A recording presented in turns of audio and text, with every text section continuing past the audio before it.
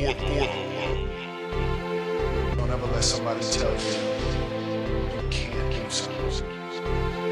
You gotta dream. You gotta protect it. You want something, go get it. Period. What's up, guys? Jay here with the For the Love podcast, episode 10. With somebody that I've known for a long time. We weren't necessarily best of friends or even really that close, to be honest. And a lot of that has to do with just never getting to know the real person. But we reconnected in an odd way, which we'll get into. But he's a comedian from East Haven, and most know who he is. His name's Dave Moon. What's up? What's going on, bro? Thanks for having me, man. Yeah, absolutely. So we got a lot to talk about, man. Haven't seen you in a long time. Yes, sir. And so basically, we reconnected in an odd way. Obviously, people know what I do for a living, police officer. So I get a call one day, and I can't really get too in depth, but it was an accident, and ends up being Dave here. And I haven't seen him in a long time. He probably hasn't seen me in a long time. He didn't really recognize me. He didn't have his license on him, which, you know, it depends on what cop you get. Let's be real.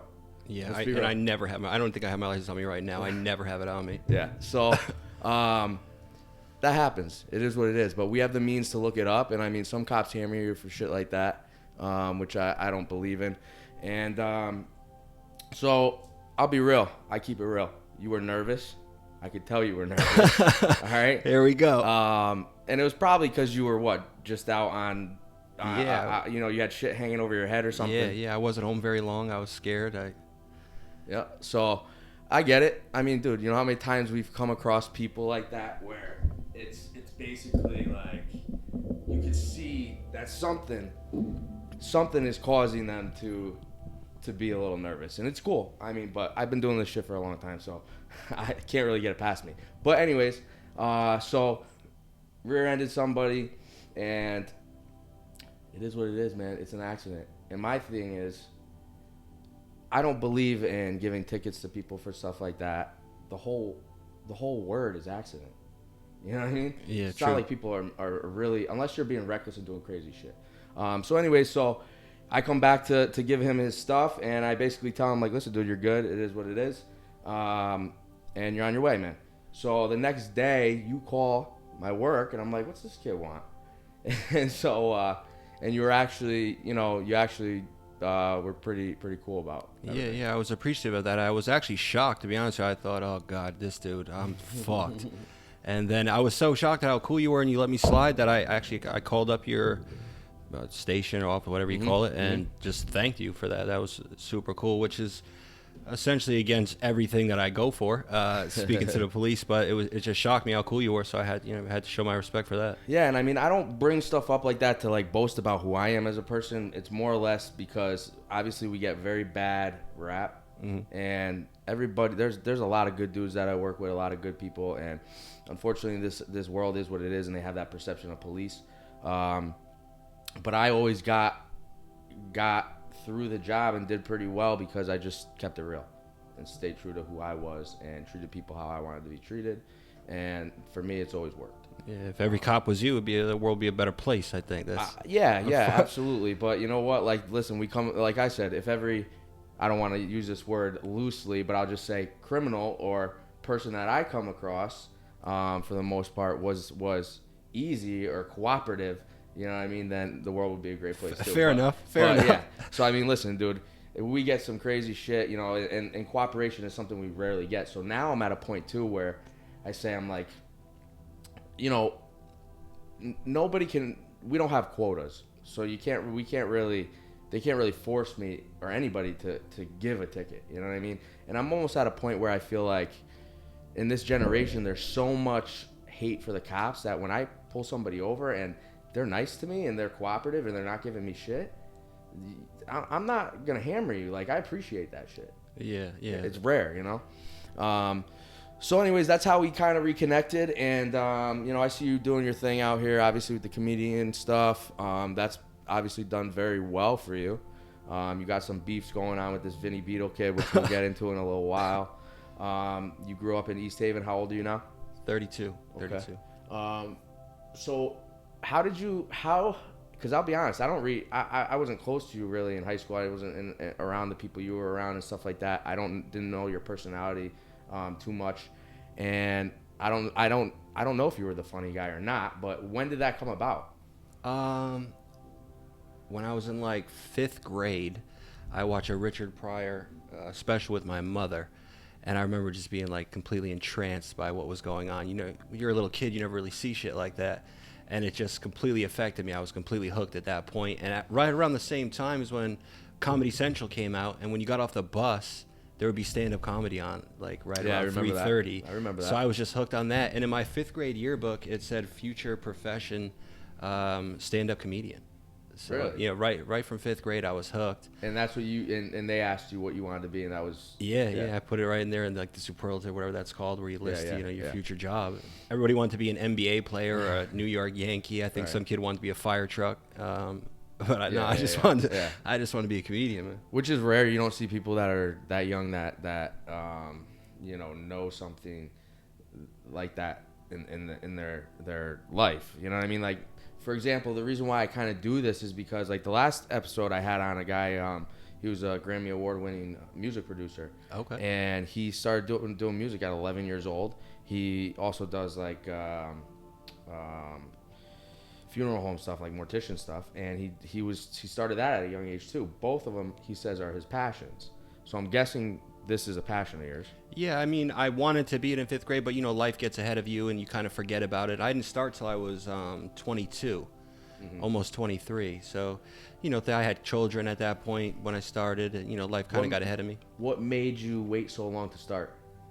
Because it was always in your head since 5th grade, so what the hell happened? What took so long? Pussy. Pussy happens to get in the way of literally everything. You stop thinking about anything but trying to reproduce. Okay. And then you reproduce. Now you got to feed them. So I just had to make the quick money and get right to life early. Yeah. And then it just kind of fell into my lap. I went into a open mic one night and started. You brought up Vinny Beedle. That's how I started. I went to go to an open mic and I saw him from my town. Yeah. And started right from there. And I don't know if you know this, but at one time I was in the pornography business. I have heard stories. Yeah. I started at 18. I opened up a store. Yeah. What was that?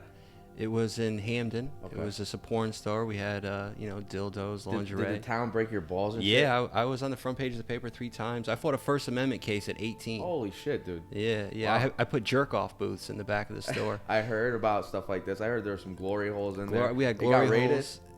They did an investigation. They tried to say that I was running prostitution and selling crack. Yeah. Which I wasn't. And it was actually the day that Guantanamo Bay closed. Yeah. I was on the front page of the paper ahead of Guantanamo Bay closing. Wow. Which is pretty cool. That's crazy. Yeah, that is a little weird. Was that business lucrative? It was all right. I mean, at the time, I was making $9.50 an hour working for my father. So, anything over that was a win. But I did decent for being a young kid. Yeah. Built it up to like 3 stores. I had distribution. They don't have a VIP in Hamden, do they? No. It's in like Milford or something. Yeah. I know they got one out there. I thought maybe they had one on Dixwell, but well, now it's funny you talk about that because that was obviously how long ago? Over 10 years ago. Yeah, almost 15 years ago. I swear to you, bro. I drive by on Route 80. I'm like, how the fuck is this place still still a open? Gold mine, dude. How, bro? What's going on in that place? Yes. Because you can't sell that shit. If you could get it for free online, why would you go there? Some other shit, right? Yeah, that's a fact. I mean, if you go into a jerk-off booth, you're a creep, dude. Like, I'm not in that business anymore. I used to say, I protect the First Amendment, but really it's just dudes sucking each other's dicks, bro. Yeah. That's all it is. Married guys going in there and spreading fucking herpes like the coronavirus in Wuhan. Now, wait, they're messing with other dudes? Or it's gay. Like, it's a gay thing. I mean, I'm not homophobic at all. I don't even care. I got gay friends. Like, just gave you the typical I have gay friends answer, but yeah, it's just dudes putting their dick through a hole. I wouldn't put my dick through a hole if fucking Kim Kardashian was on the other side of it, dude. Like, you never know. Because Kanye slipped in there. Like, you never know. I can't take that chance. And how clean were those things, bro? Were you cleaning that shit every day? Hell no. That's something I can honestly tell you I never did. But at that point, I had employees, and I gave everybody a $1.50 raise. Okay, that's nice of you. Yeah. It was either the $1.50 or I was gonna have to do it. Yeah. So Oh God, yeah. I would have gave him absolutely. $10. Well, you're the an boss. hour. You shouldn't have to do it, but so that's funny. So yeah, so that's what I always thought too, because like you got the Fairmont Theater over there, and yeah. So and it's funny. You want to know? It's funny you brought that up. You said like married dudes and stuff, which I'm the same way, man. Live your life however you want. I don't judge people. But I will say I was driving down what street is it? Park Street maybe, and you know where Partners is over there. Okay, yeah, I've been to Partners before. I have too. I won't lie. Like you know, I went there with my girl and like some of her friends and stuff. Females love the place. You know why? Because they're not getting hit on by fucking dudes. They go to a regular bar. They got these creeps chasing them around all night. They go to a gay bar. They're not bothered. They love gay bars. Women love gay bars. Yeah. But so yeah, I'm at the light and I look over and I see a couple dudes, and they just look like normal businessmen. Yeah. And whether they were or not, it popped in my mind. I'm like, I bet you there's a lot of people that are married with kids and have a normal life, and then on the back burner they have a secret life. You know, so I'm sure that was a lot of your customers. Yeah, very, very much so. Very much so. So you get into that. How did that end? My friend at the time was working for me. He had a drug problem. He stole a bunch of money, and it kind of set it going south, you know. And I was a kid, dude. I was fucking 22 by the time it closed. So I'm still a child at that point. And I was reckless. You know, I was reckless at that time. I was more worried about other ways to make money. You know, I had that as my main thing, but my mind was everywhere else, you know, trying to hustle and scheme. And you have to have your finger on the pulse to stay in business. And we sold all the inventory, and you know, I did decent, walked away, you know. Okay.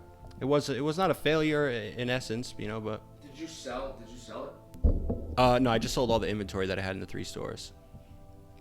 So what you basically you didn't own the building. I leased all 3 buildings. Gotcha. Well, you want to know what? Like, regardless of the business, I'll tell you, at 18 to do something like that is an accomplishment. Yeah.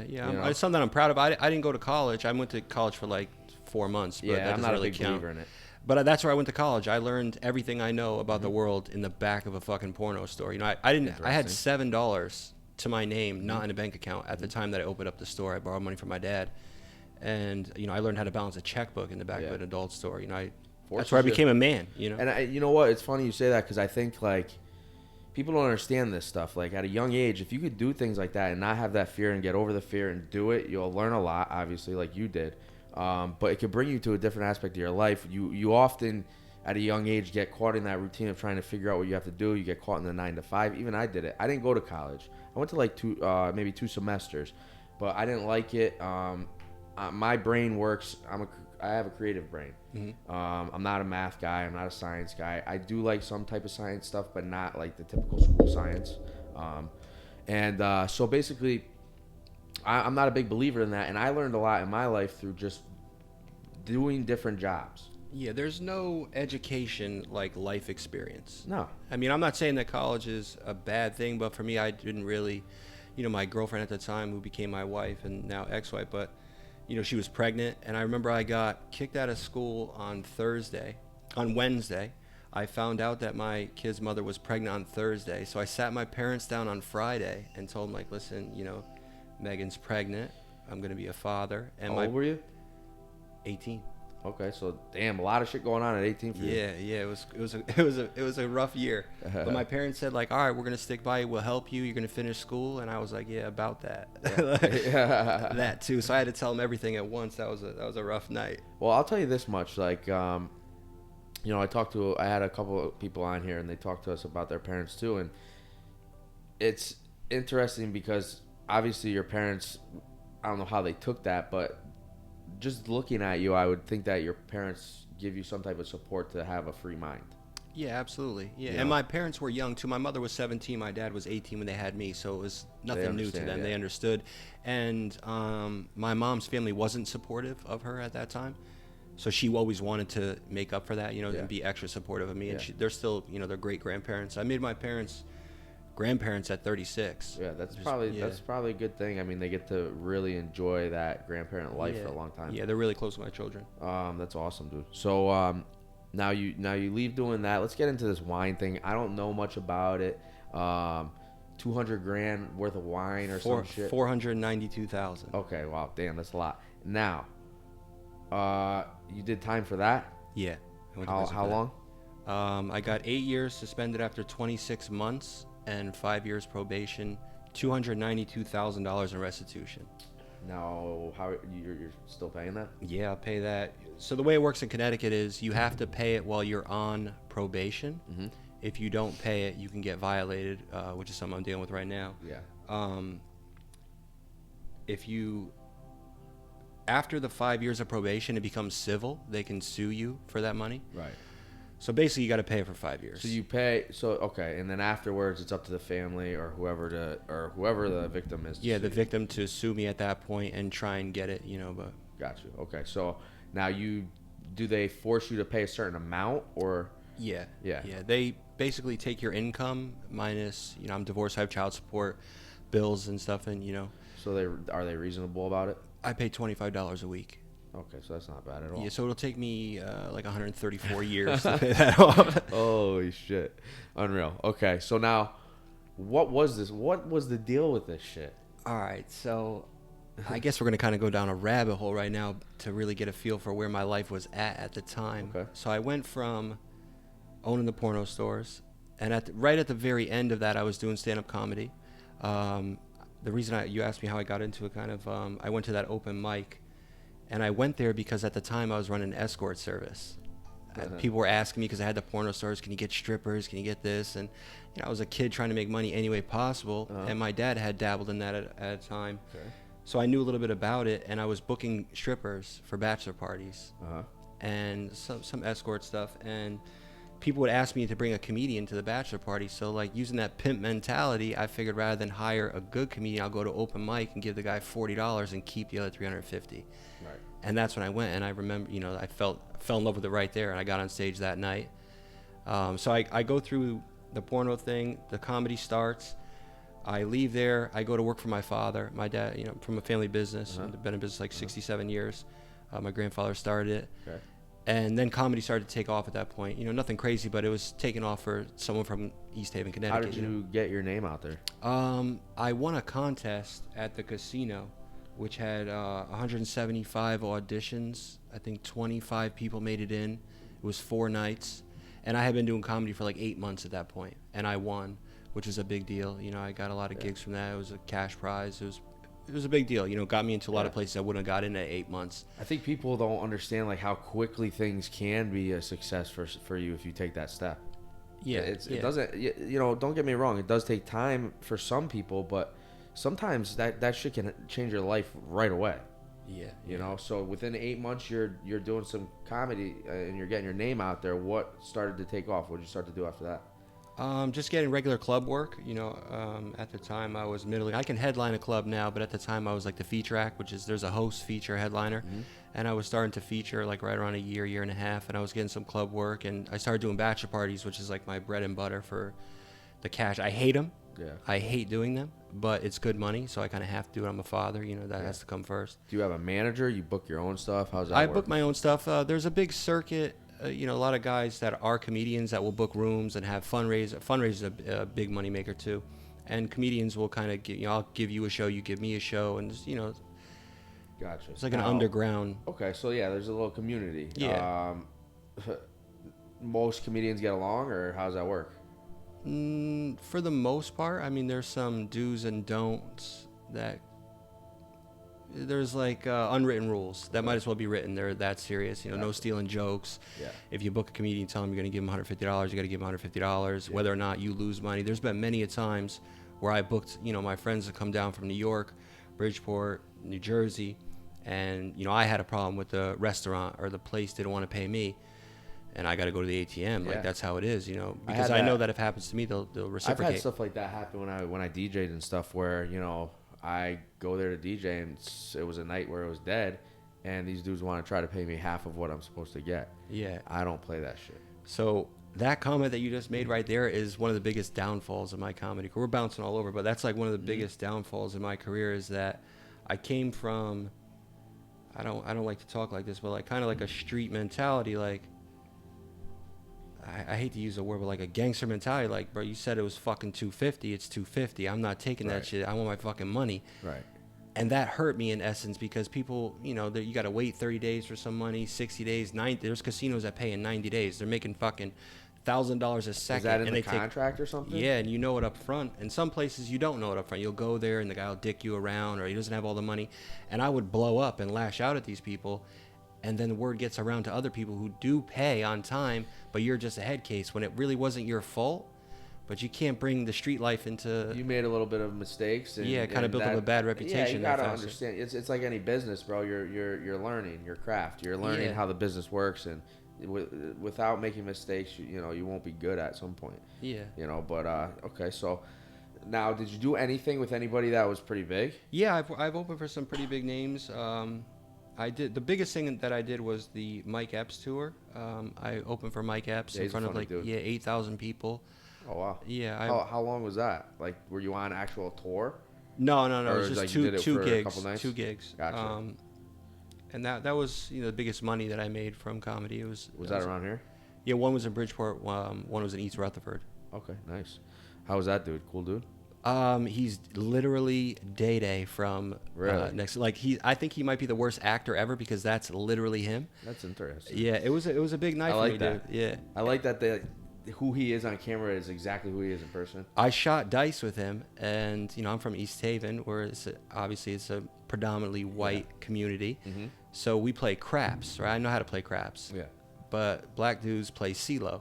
Okay. And I didn't understand the rules, but he said, "Hey, yo, white boy, you gonna shoot the dice?" I'm not gonna say no, dude. So I just started putting my money down, like following the lead, and I don't even know what the fuck happened, dude. Mike Epps just took my money. I lost like $85. I have no idea what happened. That's funny. So that's awesome, dude. That you got to do something like that with that big of a name. Yeah, it was and there was like 6 comedians on the show, a bunch of big names. Bruce, some more. Tony Rock, which is Chris Rock's brother. Funny dude. He's not like the shitty famous brother. Like that dude, if it was not Chris Rock's brother, you would know who he is. Yeah. Like he's that good. Really? Yeah, I guess that shit, whatever the water is they drink out there. Never heard of him. That's interesting. Hilarious, dude. Really? One of the funniest guys alive. We're gonna have to look him up. Funny dude.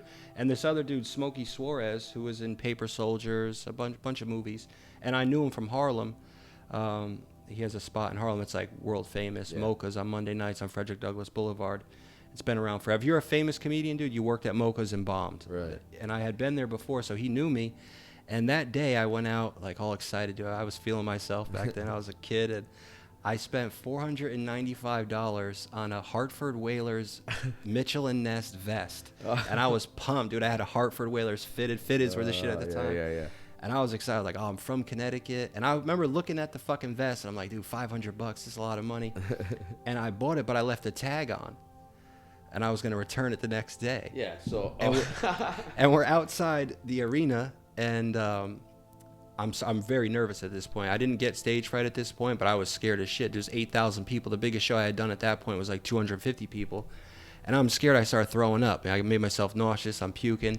And the dude, Smokey Suarez, comes up to me, and he's patting me on the back. And he's like, I remember he said, "Hey, yo, white boy, just chill, bro. You're going to be all right. Just do your thing. You know what you're doing." You weren't just nervous. And I was just nervous, hunched over. He's like, "Just do your thing, bro." He patted me on the back and said, "Oh, man, you left your fucking tag on this one." And he pulled the tag off, dude. I wanted to fucking die. And then I wasn't scared on stage because all I was thinking about was how I was going to explain spending $500 to my kid's mother on a fucking vest. That's hilarious. I still have that vest today, dude. That's a great story. He pulls the tag off. That's hilarious.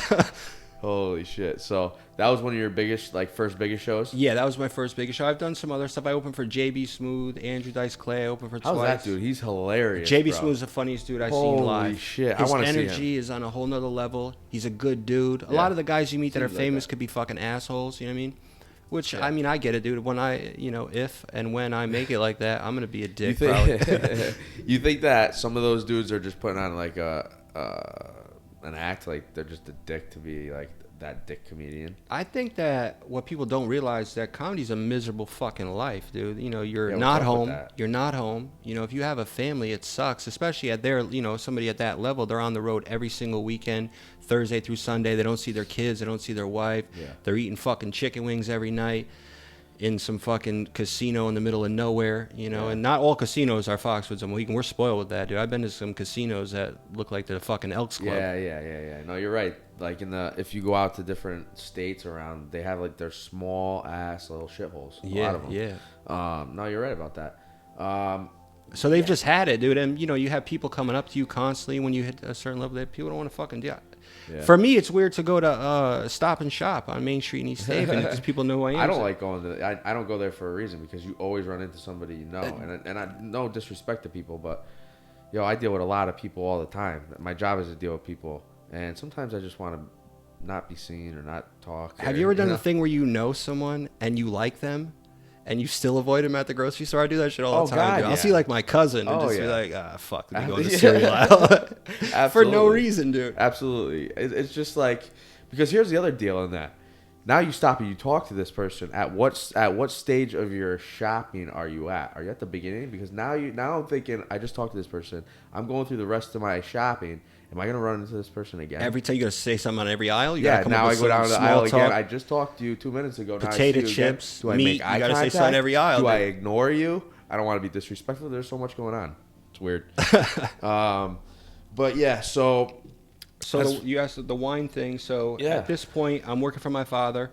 Comedy's starting to take off. I was doing sales for my dad. And, I was working in the city as a comedian in New York City, which is the best spot to work, but it's the worst money. And you're there till 4 o'clock in the morning. You miss the train. You got to come home, drive home. It's a 2-hour ride. Yeah. You stop. It's 3 hours, and then I got to be at work in 45 minutes. I was burning the candle at both ends. So I left working for my dad.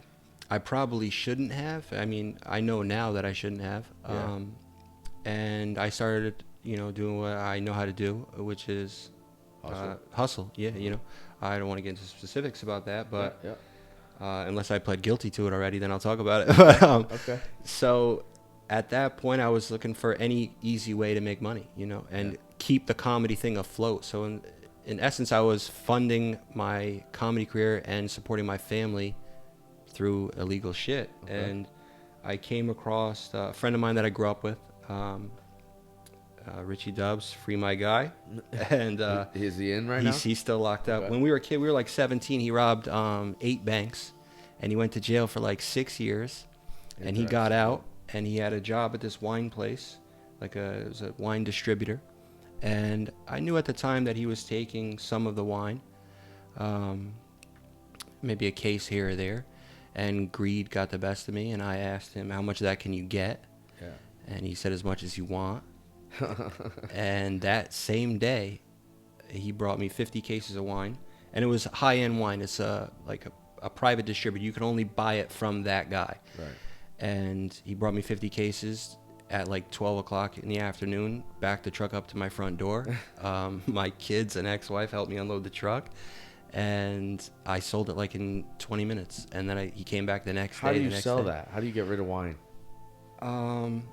You just knew like... Yeah, like I kind of... At that point, I had been dabbling in, buying stolen shit. So, you learn, when you're in the mix, you kind of know who wants this and that and who has a restaurant. I sold to some restaurants and...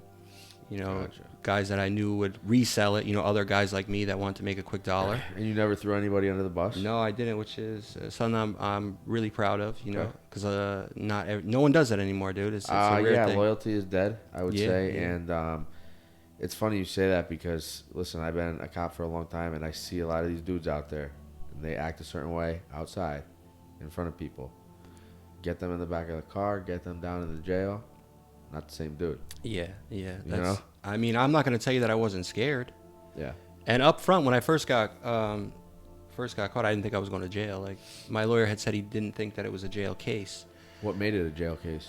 I don't know. My lawyer being wrong, maybe? I'm not sure. You think the lawyer did a bad job? No, I have a great lawyer. I'm very close to my lawyer, Glenn Conway from New Haven. He's one of two murder trials he beat in the last year and a half. I have heard that name. Yeah, he's a top-notch lawyer from this area. Okay. No, it's just the judge had it set in his head that that's how it was going to end. That is tough because they make the decision. Now you couldn't get a jury trial? No, I mean, we can get into the justice system now, but the justice was not made for trial, dude. You blow trial, you're fucked. You never see your kids again. True. And my charge was I got charged with larceny 1 and conspiracy larceny 1. Yeah. And conspiracy is what I pled guilty to because I never stole it. I mean, I'm telling the truth right Yeah, now. no, I don't you're even know right. where the fucking place is to this day. I have no idea where it is. In the paper, they made it seem like we were fucking Billy the Kid and, you know what I'm saying, like John Dillinger. The guy was backing the truck up to my house in the middle of the day. How much was one bottle of that wine? So they would come 12 in a case, and they ranged anywhere from $300 to $600 a case. Okay. You had 50 cases. That was day That's- one. And then it was like Oh, 100, you 200 continue to cases do a stuff day. like Yeah. that. Agreed. A day? Yeah. Now, I'm going to be honest. That's stupid as fuck. Yeah. Because who thinks that the owner of that business is not going to say, where the fuck's all my wine going? So we would have never got caught. The guy that was stealing it was in charge of the inventory, ordering it, deleting it. He was the only one with access to it. Yeah. So he was just changing the numbers around, and it took a long time for the guy to realize Wow, interesting. Shit. So, get into how much time you did and stuff. it. Yeah. So the way it happened was kind of weird too. I did it, and then like a year later, I started to hear about the heat. Like there was stuff rumbling around, and I was starting to get a little nervous. You get that paranoid drug dealer move where you're peeking out the blinds. People were ratting? Yeah, snitching? I ended up knowing who told on me in the end, which I got in trouble for. I posted the video of the guy telling on me on YouTube. I think I do remember that. Yeah, he's from here. Okay. And you don't have you probably can't have contact with that guy. No, I mean I could if I wanted Okay, to, so but there's there's no stipulations reason of for anything. fucking talking to him, dude. He told on me. Now, would you have ever thought he All would right, be so the guy? this is a funny story. So this dude was, at the time, he's supposed to be this big gangster, you know what I mean? He recently got arrested he got caught like 60 pounds of weed, 4 ounces of coke, a bunch of guns. So, you could figure out my relationship with him. Mm-hmm. And I remember writing down, when I started to hear about the heat, I remember writing down like everybody I sold it to, and his name was the first one on the list. And I crossed his name off, and I was like, he's not going to tell. And that was the only one I crossed off. I was scared about everybody else. Wow. That's interesting. Yeah, and he did me, and that's the only one that told. Fake? Think Huh? he was just a fake dude? Some people just can't handle it, Can't I handle the guess, heat. yeah. And he would Was he tell even me- involved though? No, I'm going to say no. So then why would he do that? I guess he got questioned. Supposedly, someone said, like, I never sold to him. I'm telling you right now, because I don't speak about anything like that. Yeah. So I never sold it to him. But supposedly, people say that I did sell it to him, and he had sold it to someone else, who was a probation officer, and had a party, and they were giving away the wine there, and the guy that owned the wine company was at the party. Oh my God. So that's how it went down. Unbelievable. And that's, and then at the same time, he said, where'd you get this? You can only get it from me. Oh, I bought it on the street. Oh shit. This other guy is in the room that says, I got a text message from Dave Moon that said he got wine for sale for $150 a case. Oh snap. Yeah, that's how the whole thing unraveled at that point. So they called this dude in, wondering if he had access to the wine, and he just gave me up right there, and my co-defendant too. Who was the kid that was stealing it? Yeah. So let me ask you this: you've went through all this shit. You've done all these illegal things. Now, how old are you again? 32. 32. Are you done with that life? Yeah, Like, right. I don't have another day in prison in me. I can't do it again. I would like to tell you, part of me wants to tell you, you can't let them break you, Yeah. But that just sounds fucking stupid. I'm a father. I got a teenager, dude. I can't handle that anymore. And if you do the math, people are like, oh, you must have made so much money. Like, yeah, but I ended up doing 13 months inside and 13 months on parole. And it fucked up my whole life, dude. If you do the math, I would have been better off cleaning the fucking bathroom at Dunkin' Donuts. You know what I mean? That money People doesn't don't look add at that up. stuff, yeah. Yeah, I mean, at the time, I didn't think about it. And it follows you. The system is made for it I'm to stuck in follow the you, system forever, dude. And you're absolutely right. There's going to be a stigma attached to you, unfortunately. Let's be real about it. You said 13 months inside? 13 How months. was that? Be real about that. I yeah, want to no. know the reality of what it's like to be away from people and just stuck in this place.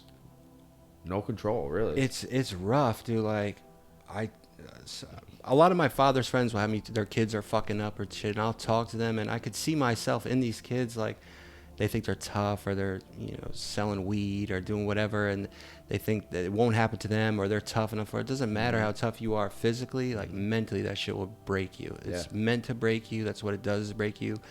Yeah, I have mental illness a little bit. I'm bipolar and shit, and I could honestly say it was not that bad before I went away. And then being in there and then coming home is the worst thing. Like, one of the worst parts about going to prison is coming home. As scary as weird as that sounds, you may not really be able to relate to that, but that shit fucks you up, dude. Like, what is it specifically? It's just the world kept moving, and you're just out of touch. You're stagnant. Being away from your family, I was very close to my sons, and then they kind of drift apart from them. Yeah. There's no choice but to drift apart. You know what I mean? And so did you have to kind of rebuild that? Yeah, I'm still in I've been home almost 2 years. I'm still rebuilding that. 13 months in prison is 10 years outside. Yeah. It's a lot of damage could be done in 13 months. I'm sure. I don't know about you, but you seem to have a creative brain, and I think similar brains work a certain way. So, I mean, I would probably dwell on a lot being in there. Yeah, that's all you could do. Just thinking. Yeah, I mean, the atmosphere of prison doesn't allow for you to be as creative as you would think. Like, in your mind, you're probably thinking, oh, you have a lot of time alone to but that's write what jokes. Breaks you a little bit. It's not. You're not really alone as much. And you have to be in that gangster mode 24/7 to protect yourself, to make sure that you're, saying the right thing, not saying the wrong thing, doing the right thing, not gambling. If you are gambling, you gotta have them. Your vices will eat you alive in there. Yeah. There's a ton of drugs in jail. Really? Yeah, a lot. You get high every day in prison if you want really? to. Yeah. Unbelievable. And what do you think how do you think that's happening? Corruption and like guards bringing it in? Visits. Visits. Yeah, if you have contact visits, which means, we could touch each other. Yeah. A girl will put a balloon in her mouth and then kiss you, and you swallow the balloon, shit it out. Oh my God. Yeah. Or you could drink shampoo and then throw the balloon up. Ugh. Yeah. People do that shit. That's wild, dude. Yeah. I know someone that I was close with in prison that went in there, and he had like right around the same amount of time as me. And when he was in there, he made like 35 grand. What? Yeah. He bought a condo. He rented a condo, bought all furniture for his girl, came home he paroled to that condo that she got with his money in prison. That's wild. Because Suboxone, I'm sure you're a cop, so you're familiar with Suboxone. That's the biggest drug in jail right now. Really? That's the highest street value of a Suboxone is like $8 to $10, right? Wow, you get high off that, really? So Suboxone is it's buprenorphine, which is a opiate. I think is an antagonist is what it's called. Uh-huh. And if you're hooked on opiates and you are sick, if you wait a certain amount of time, you take a Suboxone, and it'll make you feel not sick. But if you have no opiates in you, and you're pure, that full Suboxone will fuck you up for 3 days. You'll be throwing up. So people take like a little tiny piece. Throwing up. You're so high you can't even function, dude. It's rough. Worse than like an oxy or something like that. Worse than a bundle of dope. It's rough. That's weird. Yeah, and I'm saying like a tenth of one. Yeah. So one Suboxone is $10 on the street. It's $125 in prison. So, but in reality, here's the deal: like on the street, people don't want that shit because they're more than likely getting high every day. Exactly. They don't work on them. Exactly. Like that. Yeah. They take it like a lot of people use Suboxone as like a bridge when they don't have money to get dope. They'll take Suboxone. So that dude was making a lot of money off of that. Yeah, shit. killing it. Weed is big in jail. Really? Yeah. How do you smoke that shit in there? You use if you ever look at like a number 2 pencil, it has that metal piece at the top, and you use that as like the head of it, right? Like the bowl, I guess you'd say. Then you take a playing card, and you roll the playing card up. Like a deck of cards. You roll the card up, tape it, and then slide that piece into the playing card, like over the top of it, and then just put a little piece of bud in there and light it up. People have lighters in prison. People aren't coming around. You gotta wait for the COs to do count. So they're not around you 24/7. This is in a dorm too, or if you're in a cell, you just blow it into the toilet and flush the toilet. Okay, gotcha. But if you're in a dorm, you wait for them to come around, do count, and then you just light it up quick. Might do it in the shower. Yeah. Wow. People are nuts, dude. It's nuts. I'm in the jail now down at work, taking a break from the street because it's just wild out there. It's just getting exhausting. But the people that come in there, man, the shit that they say, dude, like it's just wild. You get people that are like proud of how much drugs they do. Yeah. Proud, bragging about it. I had one dude be like, bro, you don't even know how much drugs I do. I'm like, are you, bro? I don't get the conversation. I don't understand what's going on here. Like, brag. I never seen that shit. I'm like bragging. Like, okay, you're the king of drugs, bro. Cool. But it's just wild how people live their lives. That's an odd thing to be proud of. Yeah, weird. So, but prison, yeah, it sucks, dude. It's just as bad on the people that love you as it is on you. It's probably worse on them. You know, I guess I'd be selfish to say it wasn't worse. To this day, my oldest son, when you call from prison, it has like every 40 seconds, it will say this call is being monitored from Department of Corrections, something like it's like a recording. It never makes you feel with that person. My youngest son, he said to me on the phone from prison, he's like, "Dad, does that lady keep coming around saying that in your ear?" He thought the lady was just walking around reminding me, but it was a recording. And I was home for maybe like 5 months, right? And I took my kids on my son's birthday. We went to Basketball Hall of Fame. We were checking into like a Sheraton hotel. We had like a nice buddy night, we call it. And I called on the way there to confirm my reservation, and my son was acting weird in the passenger seat, and I like looked over. He's blinking and twitching around. I'm like, "What's up? You all right?" And he just made a weird face. His eyes started to tear up, and it was the recording from the hotel with them saying, "Please hold. This call will be monitored for quality assurance." Yeah, yeah. And he said, "Dad, I don't like recordings like that. It makes me sad." Oh man. And that shit broke me. I pulled over into a McDonald's, got out of the car, told him I was smoking a cigarette, and I just cried, bro. It's shit like that fucks up your whole life. Well, I don't know if you have, but I hope one day you can sit down and really like talk to him about that and like let him, so he understands. Because I feel like, you know, those are things that have to be addressed, because that's something he'll probably hold on to. Yeah. And you need to make him realize, like, listen, that was just a part of life, all right? And life gets hard at times, but we got through it. And you know, because I see a lot of people in life that hold on to a lot of shit that happened in their childhoods. You know what I mean? And that affects who they are as an adult. And I feel, you know, I don't have kids, and I do feel like when I do have that kid, I hope I can look at all my mistakes and say, all right, how do I really want to approach my child with every event in life? You know what I mean? Because it's such a big part of who they become. Absolutely. You know? I feel like everything kind of happens for a reason, and my son has a lot of the same my oldest son. My youngest, they're very different. You know, my youngest son is not much alike me. I mean, really? He likes basketball. I like basketball. I play ball. He's the athlete, but my older son has got a lot of my bad in him. You know, the laziness, the easy way out. You know, I was big on the easy way out, obviously. And I remember he was in first grade. He went to Overbrook School, and there were the frogs there, right? So if you were a good kid and you did your homework, you get a frog ticket, right? And it would add up. And then at the end of the week or whatever, you could buy pencils or whatever with the frog tickets. And I caught my first grader trying to make copies of the frog tickets. So he was counterfeiting fucking frog tickets in first grade. And I remember being scared. And now he's kind of strayed away from that. And I like to believe that he saw the repercussions. He sees what happened when you take the easy way out. And hopefully that stays with him, dude, when it comes time for his, you got to understand something, too. Even though he was doing that, it was a bad thing. It shows that he has probably your creative mind on top of that. So hopefully you can shuttle him and push him towards using that mind in that way. In a right way. You know what I mean? Like with the comedy. You said one of your kids is trying to that's what I'm talking about. My older one is a stand-up comedian. Yeah, so that makes sense. You know what I mean? Hopefully he puts that effort in that brain towards that rather than the bad part like you were saying. Yeah. So that's awesome, dude. You know, I like it's interesting to see people that we grew up with and how their lives change from when we were in high school to now. I think a lot of people in this town get stuck in that past. We think that person that we knew in high school is the same now, but we've never even talked to them, or we really don't even know what's going on in their life. We just judge them on who they were at that point in time or whatever. So you know, you just got to be open-minded to really get to know people. Now, let's touch on this beef going on with you and what's this kid's name again? What's his name? I'll let you say it. I don't want to give any more I don't know. press.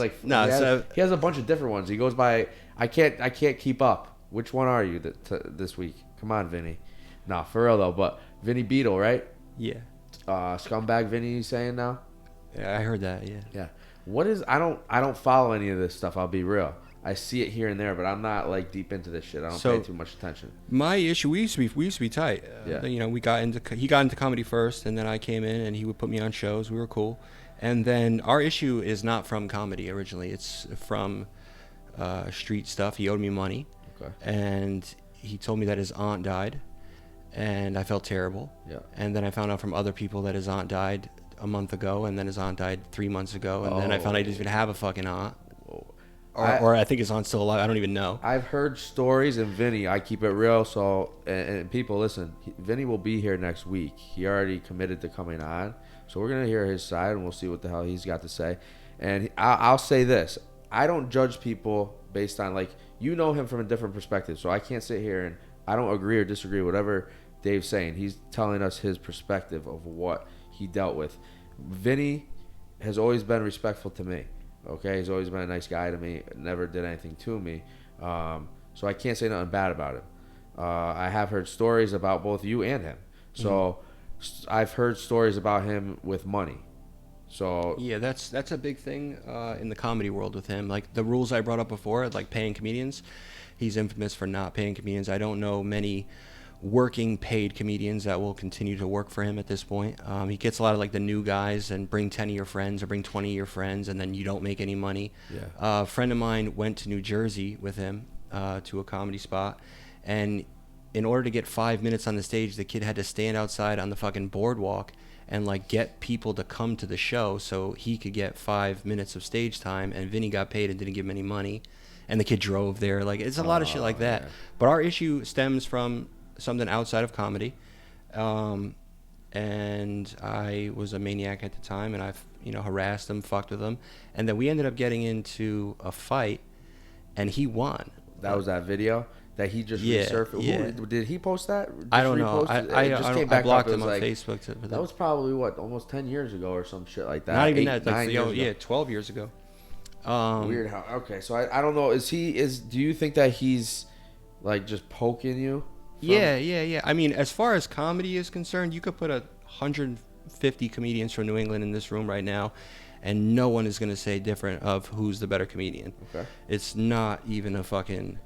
All right, It's not even a thing. What is your opinion of his comedy? It's horrible. Okay. And I would tell him that right now if we were. I used to tell him that we were friends. Like, I do crowd work, and I'll make fun of you, but when I'm done making fun of you, I want the next person next to you to want to be made fun of. Okay. Yeah. I want them to feel good about being made fun of. They're everybody in a comedy club is on a date. A lot of them are first dates, second dates. You don't want to go out with a girl and feel like shit, dude. The dude's making fun of you, talking shit to you, and he has a propensity to just be vicious, dude. Is Like, that why are you gonna also- make fun of the guy that's for his being style? fat? That's Yeah. not cool. Dude can't help it. He likes fucking Cheetos. Like, you can't. But I'll make it so they want to be made fun of. His shit is just vicious. It's not funny. Okay. It's very hacky. Stereotypes is like a big thing that he goes with. There's no art in that. You know what I mean? And that's kind of where it is now with us. Like, I think he thinks that we're in the WWF. Like, bro, we fought, you won. Yeah. That shit doesn't bother me. I'm a man, dude. If you fight, you won. Because nobody wants to fight. It sucks. Let's be honest. Fighting sucks. Yeah. I'm not a fucking UFC fighter, dude. I'm not Let's tough be at real, all. At this age, who Who really wants wants to do fight that? at 32? And I look at it like this. Listen, I've won fights, lost fights, and I'll tell you right now, I don't fear anything. So like, I just feel you have to be a man. You stand up. If you win, you lose. Whatever. Yeah. You just, you gotta stand up for yourself. But winning a fight don't mean shit in reality. It doesn't change any situation. Okay, and you can beat somebody up or you can get beat up. That situation is still there. The who that person is doesn't change. Yeah. So people kind of like put that on something like it's a trophy. It's not. It's not a trophy at doesn't all. make Like, anything we both. different. If I was a boxer, I'd be pissed I lost because I wouldn't be able to get a big fight my next fight. But my life was the same the next morning. Yeah. I just had a black eye. Exactly. Like, Exactly. it Nothing did- changes. You know what I mean? You get it's an emotional thing, and it's like a macho type thing. It's just stupid in reality, and now especially at this age. But anyways, I don't think that's what he's trying to do. Obviously, there's not going to be another fight rematch. No. I think what he wants to do is some Try type and of bait battle. me into some sort of a fucking. I guess he thinks it's 8 Mile. Like, you can't. That's not comedy, bro. I'm an artist. At the end of the day, this is an art form, and I respect the craft that I'm a part of. And on top of that, there's no money in that. Like, where are we gonna make money off a fucking roast battle? Well, You're gonna sell at the most 100 tickets for $10 a piece. That's 1,000, right? You got to put other comedians on the show, or I'm not gonna do it because I pay other comedians. So there's 400 off the rip just to get guys that I'm close with on the show. Now we're down to 600, right? Now he gave away fucking 20 tickets, so we're down to 400. Now he blew the other fucking 400 gambling, so I got to argue with him for 200 of it.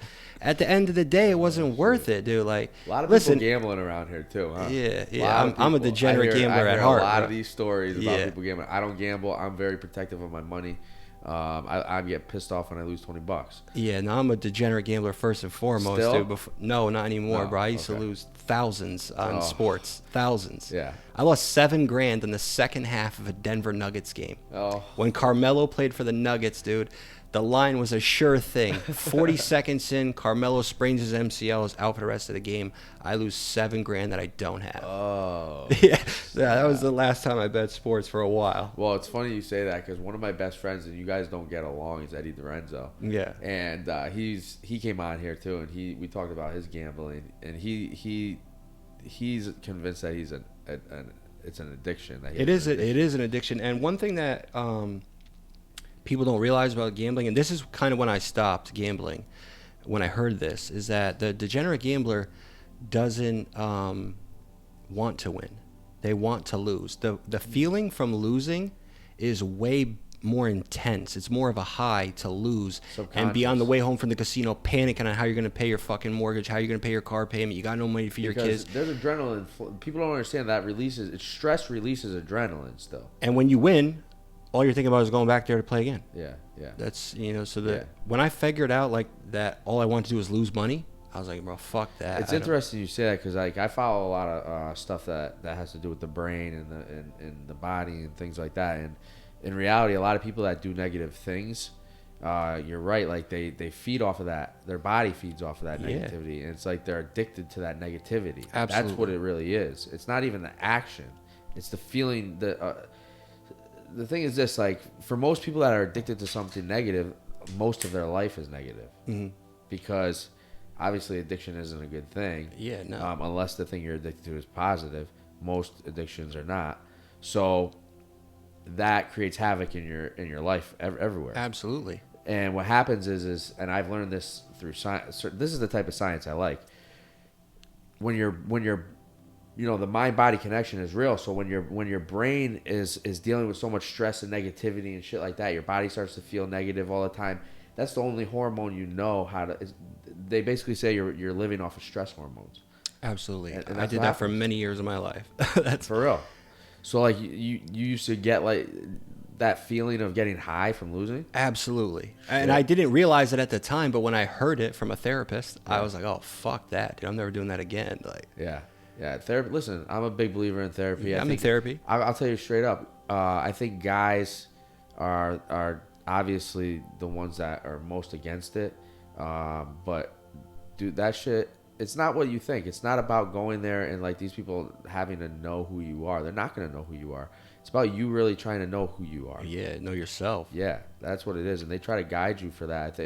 I really am a big believer in that. I think everybody should try that at some point in their life because as I get into my 30s, you start to realize how like life is not fucking easy, dude. Life is harder more than it is easy. Absolutely. You know what I'm saying? You got through a lot of shit. So what do you think is going to happen? I mean, Vinny's not going to give up. I'm interested to see what he's going to say when he comes back here. Yeah. I don't even know what that situation. He promotes a lot of stuff with Bam Margera. What is that whole deal? What is that? I don't really know, but I do know just from the circuit of dudes talking that, and I saw the posts people were sending to me, like Bam was bad mouthing him for not paying him or burning people for shows and shit. I saw that. Yeah. But I don't know. Like he's not in my world. This will probably be the last time I talk about it. You brought up, so I'm going to talk about it, but I really don't give a fuck, dude. Like, Well, at the end of the day, he's not putting food on my kids' plates. Yeah, So, and that is what it's all about. That's true. And I don't and he's know. not. There's no satisfaction from the art end because it's not. Comedy is an art, so it's not all about money. You know, it's very little is about money. Fucking sucks. Let's be honest. If the money was good, I wouldn't have been to prison for fucking stealing wine to support the craft. So, it's not getting. It's giving me nothing. I'm getting nothing positive from that at all. So I just keep it moving, dude. Like, that's not even in my realm. You know, I'm happy you say that because, you know, that means that you see the business side of it as well, which is a very important aspect to being successful in something that you like to do, and you should want to monetize that. We live in a world where it's very easy to do that, take advantage of it, but you don't.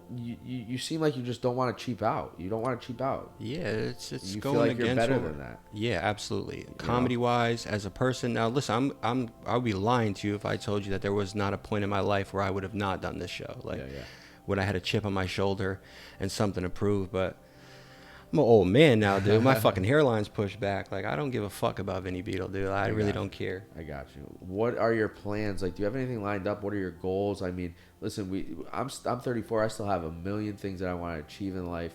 What are your plans? Well, my life is kind of settled down now. You know, I went through a lot of rough shit. I went through a divorce at the same time as, you know, that case was going on while I was fighting it. You know, I was in a relationship that went south. So, like, my life has calmed down. You know, I've been in more trouble after that, more trouble before that. Like, I was arrested for selling drugs. You know, I had issues with that. Like, I don't need any of that shit in my life. And now it's starting to get calm. I'm back to work for my father. I'm starting to get right on the right path for comedy to pursue it more. Okay, good.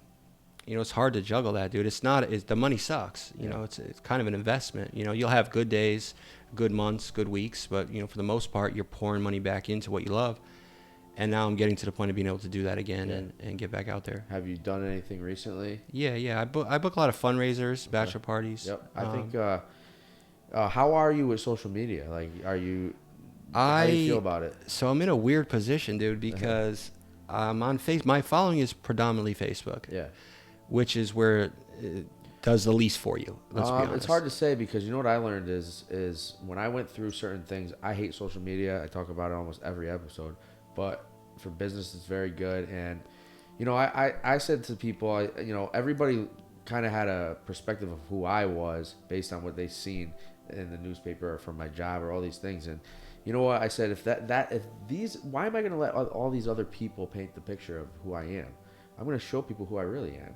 I'll just utilize this because, you know, I got a lot of following and I got a lot of support during the tough times of my life. Oh, yeah, that's when you find out. Dude. Yeah, and that brought a lot of people to my page on Facebook and stuff like that. And I think from a business standpoint, you have to realize which platform is best for you. You know what I mean? And for me, some people make millions off of Instagram and shit like that. But for me, my following is on Facebook. I have Instagrams and stuff too. I do different things with that. But Facebook, I'm more interactive with people. Yeah, me too. And what I was saying is my kids are on Instagram. Yeah. And my jokes are vicious. You know, a lot of stuff is about their mother or them, you know, or the mistakes I made in my life. It's not, I'm pretty honest with my children, but I don't want their friends to see it. Yeah. And their friends are on Instagram. I catch like girls that have crushes on my son or like 12 years old are friending me on Instagram. Or even my youngest son is in 4th grade. I'm getting 4th grade girls. Like I got to block them all. It's weird. So I can't put up wild shit on Instagram. No, you're right. Now, how is your utilization of it? Like, do you understand it? Do you get it? Yeah, no, I'm pretty savvy with it. I know what for the most part, let's say this, like, I know why mine is not big. And it's because of those issues. You know what I'm saying? Gotcha. Like having us kind of stem off a little bit or backpedal. Yeah. I think now too, because of your situations, you can maybe start to ramp it up a little. Yeah. You think? Yeah. Yeah, you're at that point. Obviously you want to stay away from your son and stuff, seeing certain things, but because of that other aspect of the law side of it, you should be able to ramp that up now, no? Yeah, well, I have a case going on right now, a violation of probation that ends in like 55 days. They extended it out. And you'd be shocked on how much that stuff does affect you. In my violation of probation hearing, they brought up an interview that I had with this prison channel on YouTube, Lockdown 23-1. I did it, got a ton of views. Yeah. I didn't think anybody would see it that has to do with court. And they brought up how I was boasting about how much money I made and what I did with the money. And the guy brought up that I bought jewelry for my kid's mother and girlfriend and basketball hoops and shit. Like, you know what it is, though? Like, I look at that stuff, and the reality of it is that's real. You're just being real. You're telling your story. This is my life. I'm not going to lie about my life.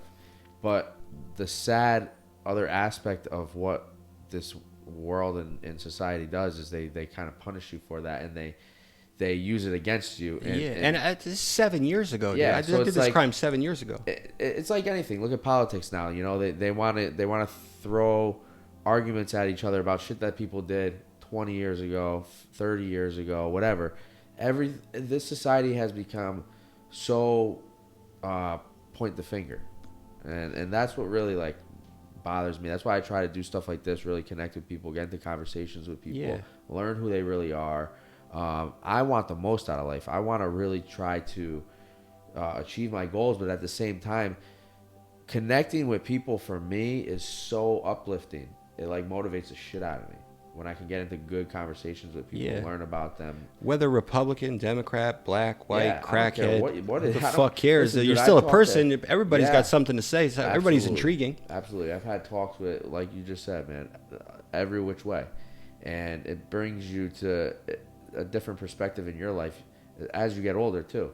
My brain, people understand something. Your brain is changing a lot. In your 20s, definitely. In your 30s, it's I think in your 30s is probably where mental illness can come in at an alarming rate. Yeah, because that's where like people start to panic if you don't have it yet, if you don't have it figured out yet. In your 20s, you're just wild, confused, a lot of drama, shit going on. You're just juggling a lot of shit, figuring it out, and it does get stressful. Don't get me wrong, but in your 30s, if you haven't figured it out by your 30s, you're really fucking stressed. You know, Absolutely. That's why I see a lot of people from this that we grew up with and shit that I come across, people that I've on the job, I've had to lock up, whatever, that I grew up with or I've seen and whatever. And who knows what the reason it is their life went down that path or whatever. But I always wish everybody the best. I hope that, you know, they learn from their life. Seems like you did that. Yeah. I'm in the process of learning. That's man. So, listen, I'm happy that you came on. I'm glad that we were able to connect and like understand each other on a different perspective of who we really are. And people, listen, this is the whole point. All right. Like me and Dave never really knew who each other were. And you get that perspective of somebody based on whatever other aspects you've seen them in life. And that's just not reality, dude. We got to stop living in that perspective because, you know, that's not real reality. Real reality is interacting with that person. And if you really want to have a true judgment of who they are, do that. So that's what we try to do here for the Love Podcast, episode 10. We're gonna wrap this up. Dave, where can people find you if they want to? I'm on Instagram at Comic Dave Moon. My Facebook is Dave Moon, and I have in 2 weeks, March 20th will be the March 23rd will be the first episode of my podcast, which I definitely got to have you on, bro. Absolutely. It's going to be the Give Me Some Time podcast with me. I got a bunch of pretty big names too. I've got Ed Sabatino, who's on the radio here. I got Jenna Presley, that's my girl. She's a porn star. I think I know that name. Yeah. Okay. I got a Harlem Globetrotter. I got a pimp coming on, a big drug dealer that turned his life around. Nice. I've got, you know, a broad spectrum of people. It's going to be pretty entertaining. A lot of comedians, you know, a lot of my friends that do comedy. Yeah, that's good, man. I'm glad that people are starting to branch out and do stuff like this and really show their creative side. We're in a generation where you can do that pretty easily. So I'm looking forward to all that, and I definitely would love to come on and talk some more and see how you progress with that. So people look out for that. We're going to get out of here. You know where to check us out. Spotify, Apple Podcasts, Buzzsprout, SoundCloud, YouTube. Next episode, Vinny Beedle. We'll see what the hell he's got to say about you. Later, guys. All right.